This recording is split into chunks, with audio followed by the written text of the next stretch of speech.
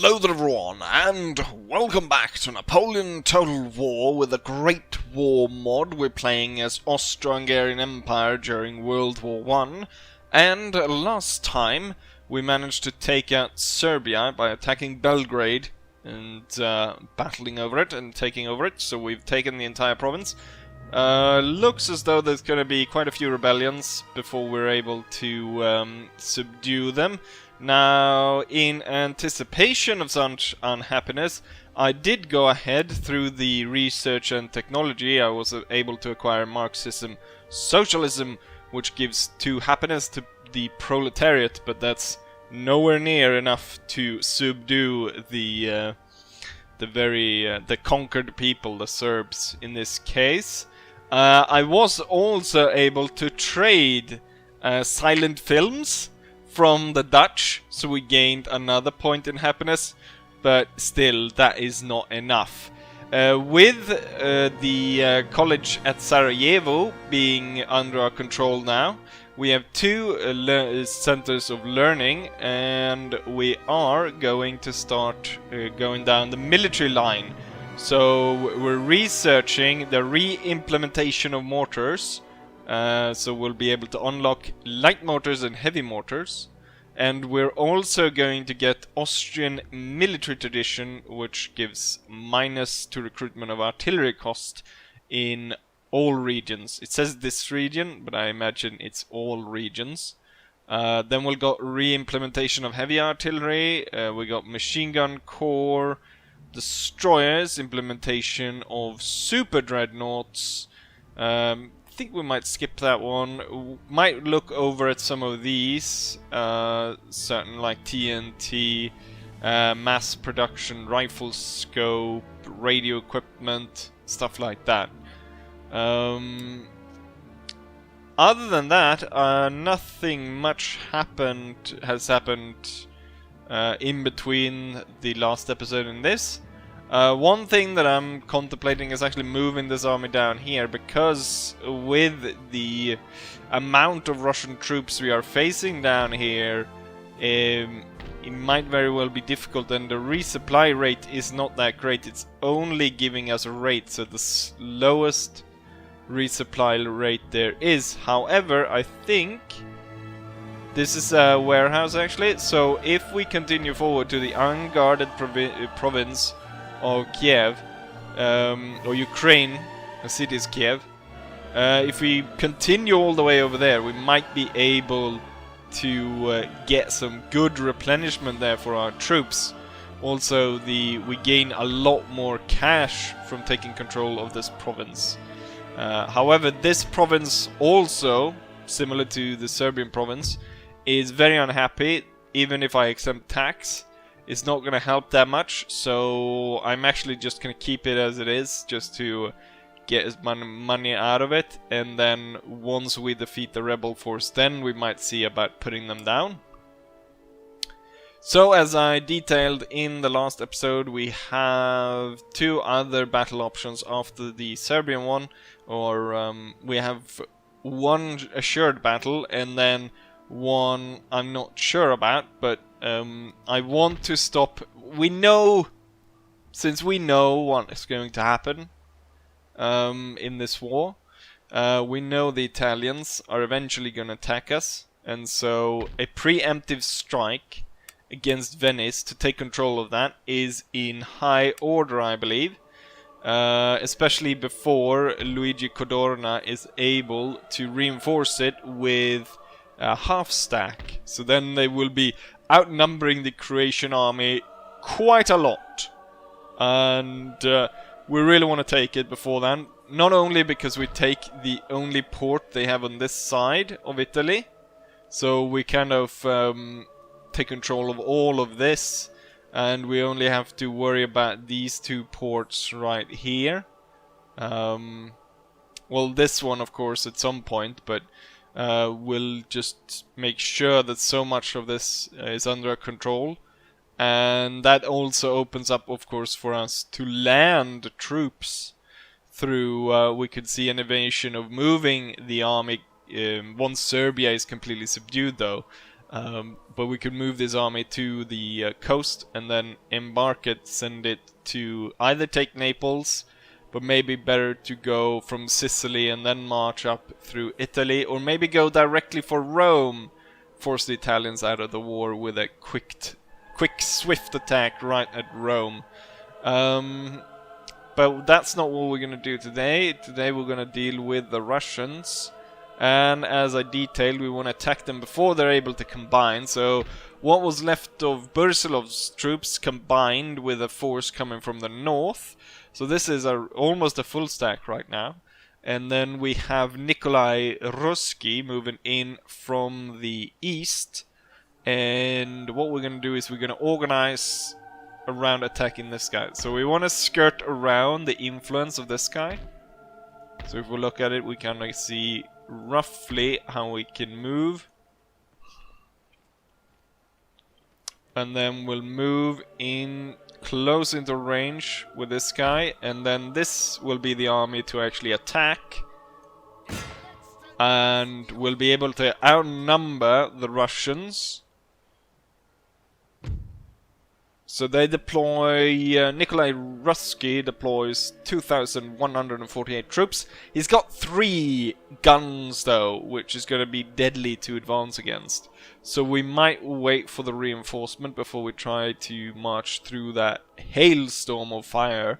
And also try to get the cavalry there. We might be able to flank around and attack the enemy's artillery position. We do have some of these light troops, and they are able to move without being spotted through the tall grass or through the terrain. So we might have them strategically positioned so that they might move around. With that said, let's go ahead and play this battle, shall we? I've placed my army at a slight angle compared to the enemy. We're trying to avoid their artillery fire. And we're also trying to open up for our light infantry to kind of sneak around them and attack them in the flank. One thing that I've noticed also is really...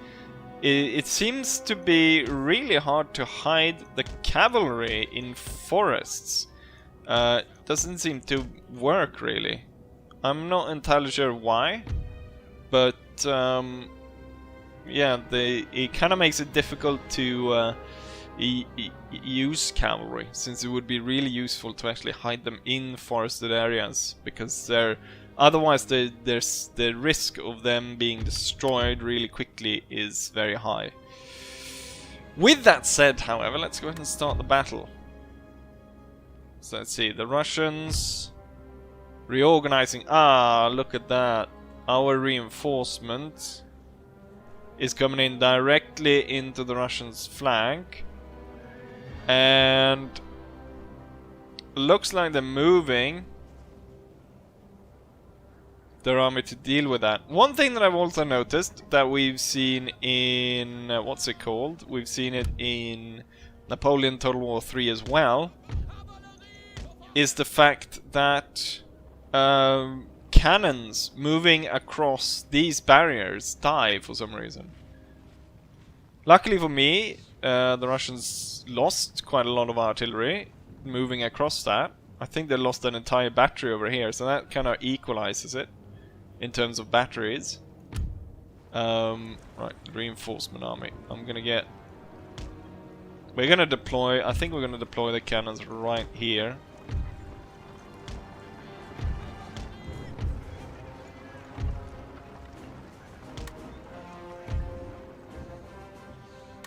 And then we're gonna try to avoid getting blown up. The enemy is firing at us right now. Time to move into action. We're gonna set this army on the move.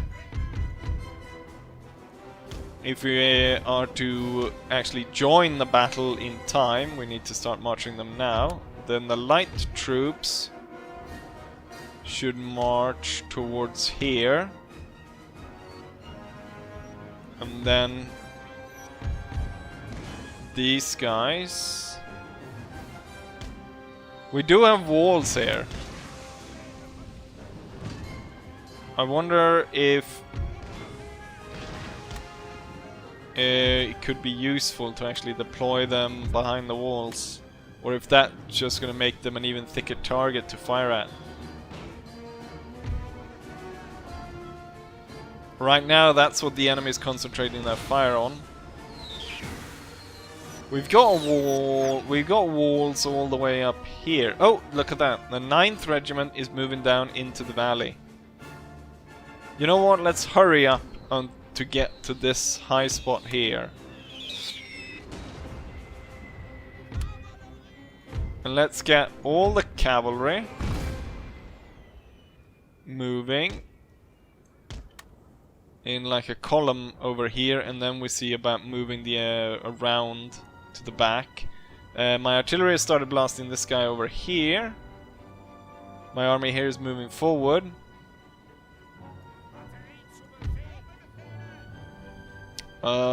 We need to move within range of the enemy, but at the same time we don't want the cannons to risk getting destroyed.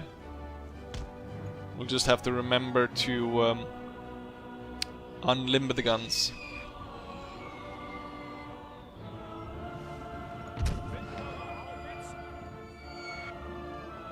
Alright, keep up the fire. Right now we're targeting these guys, which are sitting down in the valley, or in the gully. This one's actually looked like an ample target.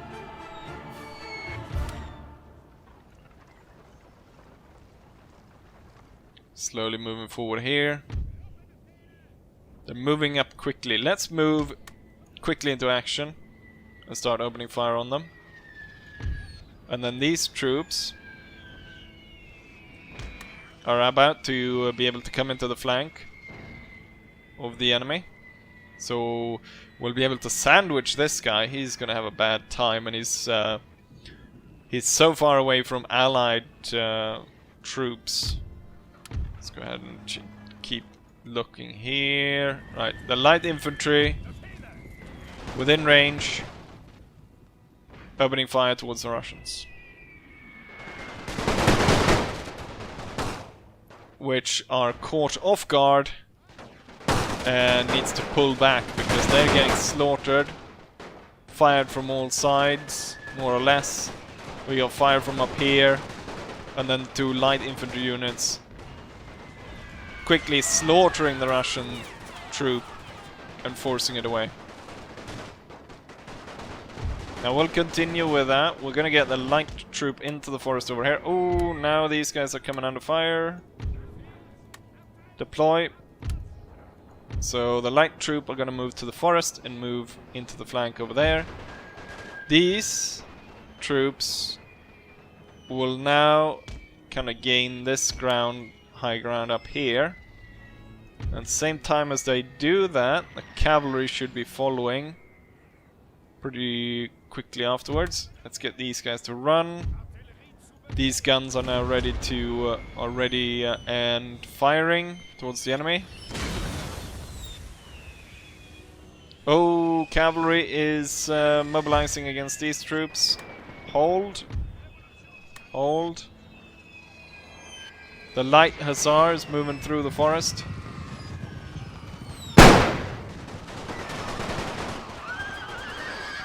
If they'd continued, they might actually have been able to reach the troops here and actually been able to do quite successful charge at us. Instead they stopped just on the top there and get slaughtered. It was good terrain. Oh. The enemy general rides up to support the frontline troops and get hit by an artillery shot. Light troop, keep on the move. Okay, I think it's time to move in the cavalry. Got them over here. Move them towards the enemy general is riding around. like an idiot. Oh! We're within range of the enemy. Start setting up. These guys gonna get onto the hill. I guess you'll be reserved for now. Light troops to the front. Got the enemy general, or the last of his bodyguard, routing there. My troops are getting to coming within range of the artillery and the 9th Dragoon. The 9th Dragoon certainly won't be able to stand. Now let's see. Did I? Yes, of course I forgot to tell the cavalry to gallop to the front. The Russians are putting up some resistance right now, but with the general lost and under heavy artillery fire, it's not going too well for them. The cavalry was lost to the man, not a single one seemed to be getting out. My cavalry is now arriving, ready to sweep away what is left of the enemy artillery, and then could join the fight by sandwiching the rest of the Russian troops. Isn't there supposed to be? Of course, the Dragoon did not charge forward. So the Lancers and the Hussars are coming within range. The Lancers will continue. Ooh, shrapnel shots, close range, firing at the Hussars. You need to come in below the guns. The Lancers coming in from behind. Let's target this unit right here. Oh no, they're getting destroyed by enemy fire. Retreat! Retreat! I probably should have just pushed them through. We have one of our troops here that's suffering heavily. Both those actually, due to Russian fire. Oh, the Dragoons have now arrived, the Dragoons and Hussars. They will actually move away from the artillery and instead focus over here and aid in the destruction of these guys.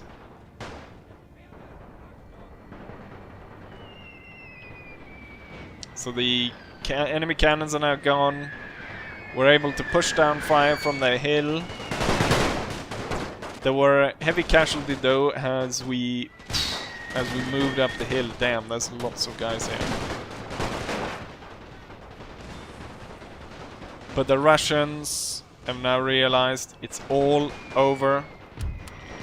As I want the cavalry to clean off or clean up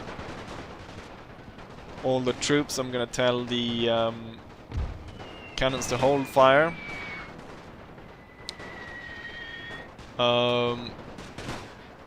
What we'll do is we'll get the enemy seems to be retreating this way. So I'll place the Dragoons over there. And we'll get the Hussars to follow the enemy up on the hill. So very few Russian troops are going to be able to escape from here, and they're not going to be able to join the second army. He's running right past them. And if we take a look at the field here, so even though I lost quite a few men on certain areas, it doesn't really compare to the slaughter that we were able to inflict on the Russians by coming in, attacking from multiple angles, and absolutely destroying them. Very good fight. Let's go back to the campaign map, shall we? Here we have the results of that battle. So we deployed 3,500 men. We had 1,000 casualties. However, the enemy army deploying 2,100, or roughly 2,150 men, lost 2,050 roughly of them. Only 70 men remaining. When we terms of the kills, it's quite evenly spread out. A lot of it is due to the artillery, but we also have some Imperial infantry being able to kill a lot of enemy troops. We even get a battle marker. We're unable to continue. We can chase these guys down, but I don't want to split these two armies in the danger of a much larger force. So we're gonna keep them close, and we're gonna let... Well, it's only one infantryman, so it's not that bad. With that said, I think we should go ahead and do our preemptive strike on Italy. There is... let's see. This province is very happy, but a lot of it is garrison repression. So I'm wondering... there's still +1 even if I move the garrison out. I think it's better to take the enemy on before they actually get to the town. We'll set up at the village of Trient to protect that. Luigi Codorna is right there. He's definitely gonna put troops. So let's see. They are allied with none. First and foremost, we'll cancel trade. They're unfriendly. Cultural difference. Historical friendship though. +84. Trade agreement broken. -20. Well, that just happened. Territorial expansion. Total -26. I just wanted to see, do they have any... I can't even trade technology with them. I'm sorry, Italy, but I know what's gonna happen. Am I gonna call in my allies? Yes, I am. The Turks didn't join, but the Germans did. And with that, our preemptive strike against the Italians are underway. Let's march on Venice and take control. So the large force here, most of it is armed or home guard troops. And then I guess 2 of these must be garrison battalions because I don't think they had those, or maybe they managed to get those. But we have around 1600 men versus 2500 of the Italian force. We have a lot more artillery though, so we have a pretty good standing here. With that said, let's go ahead and play this battle, shall we? And the battle is underway! We're marching into enemy artillery fire right now, taking quite a few casualties. I'm moving up my artillery, so hopefully we'll be able to counter battery fire pretty soon. There's some nice walls that we'll try to take, and we're gonna move up with the troops along this line right here. I think even if we lose a lot of troops moving up to the wall, I think it's better to actually move up and hold those walls than to sit back and not take them. So the Italians are rushing forward as well.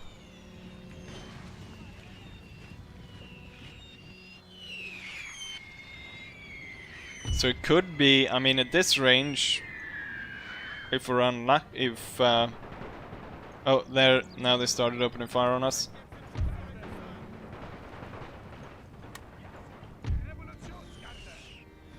Get behind the walls. These guys are yet within the range of fire of the enemy, but I'm gonna move them up. Concentrating fire around here. I can see the enemy general moving far around there. Not entirely sure what he's doing. He might be rallying the home guard. There's a bit of a risk because they might be able to fire down through the line here and get a lot of the troops here. But the guys here behind the wall, they don't. Not only have they one wall in front of them, they have 2. So that should protect them pretty darn well. There's probably a risk of friendly fire here. So the Italian troops out here definitely not doing well. getting blown to pieces and are being forced back. The other Italian troops trying to reorganize, clumped together like that, and now with massive fire coming in from these units, they don't stand a chance. The Italians do not know what's hitting them. They're getting absolutely blown to shreds. Our preemptive strike seems to be working. The Italians don't really stand a chance. I'm gonna now move the artillery to actually counter-fire on the enemy artillery instead. The Italians rally though. Their troops rally. You know what? What I'm gonna do, I'm gonna move this guy out of position. And that way he'll be able to... now they're completely destroyed. Right. Now it's just about finding those bloody home guard.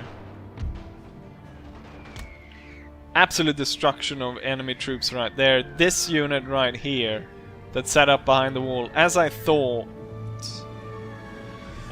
we lost a lot of troops in this unit as they set up around the wall. Counter battery fire has successfully destroyed a lot of the enemy artillery. But now we need to find the home guard, and I'm guessing, given the enemy's general is over there, it's likely then that the enemy home guard is somewhere up here. But we don't know. And there's still quite a lot of them. Just in case, this broken down unit is going to be moved back to defend the artillery. Just in case, because we do have a rather large enemy unit of cavalry moving around, which is now coming straight at these guys. Hold! Open fire, damn you!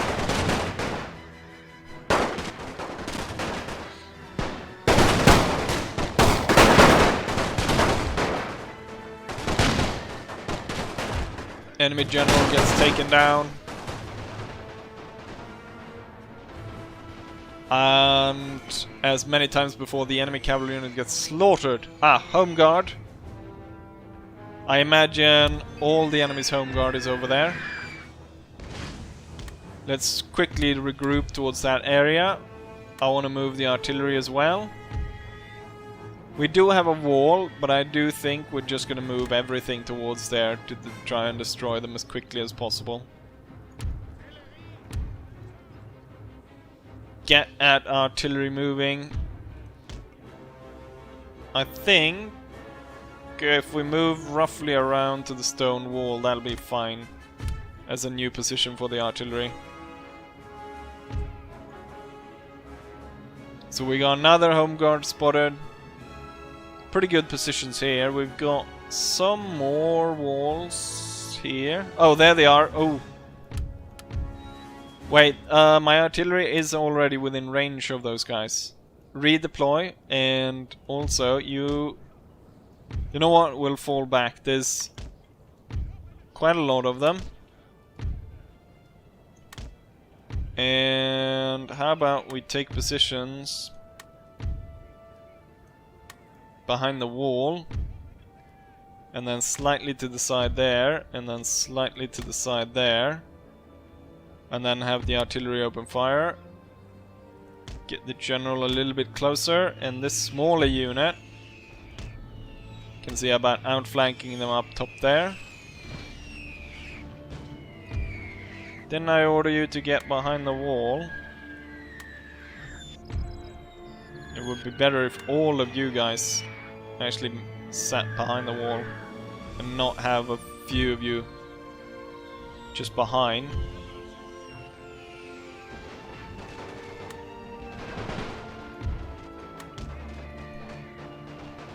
What are you doing? So there.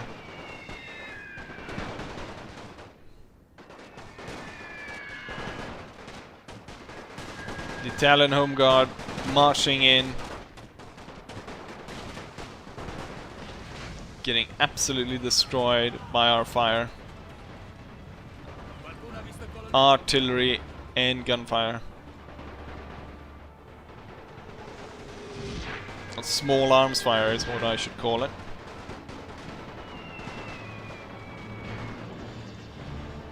And without a general to command them, it's not really going that well for them. This unit is definitely needed to block these two. I'm not entirely sure if he'll be able to handle 2 home guards on his own. But right now, the home guard is just getting slaughtered.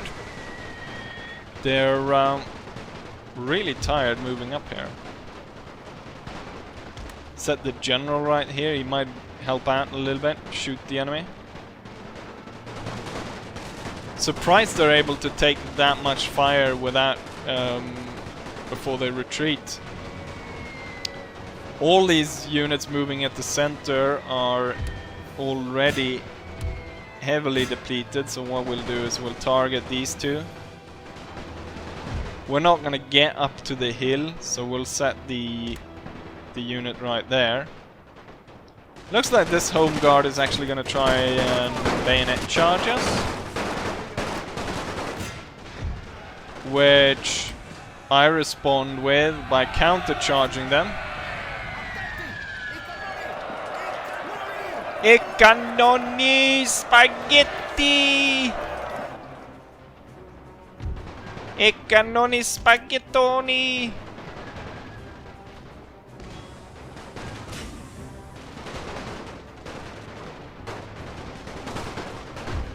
You know what?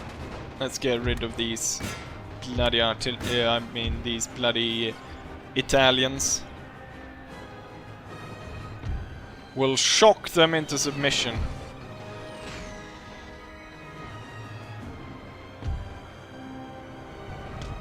Bayonet charges, running over the home guard. They don't stand a chance. And then focus the troops.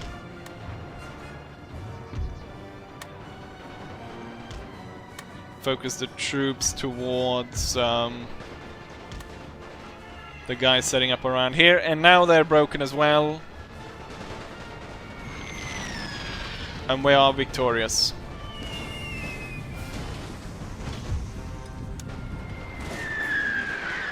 Venice has been conquered. Here's the result of the battle. We only lost 300 men, while the enemy lost their entire force. Highest killers goes to an Imperial Infantry unit, although the field guns are the ones that get the chevron. Less men in the unit to divide up the... Pretty good that he actually got some stars, because he's not... Oh, well, he didn't actually get any stars. We need to build that up again, so the replenishment rate comes back up. And before we end, what we need to do... We've been raiding here, but what we need to do is... The Italian fleet is going to move out of there. So we need to move to attack there. So next video, we might very well be looking at a naval battle. Also rebellion and battling against the Russians, depending on if the Russians want to actually go ahead and attack us. Lots of rebellions on the way, but hopefully I'll be able to keep that under control. So with that said, we're gonna end the video right here, so hopefully you guys enjoyed it, and hopefully I'll see you guys for the next one. Bye!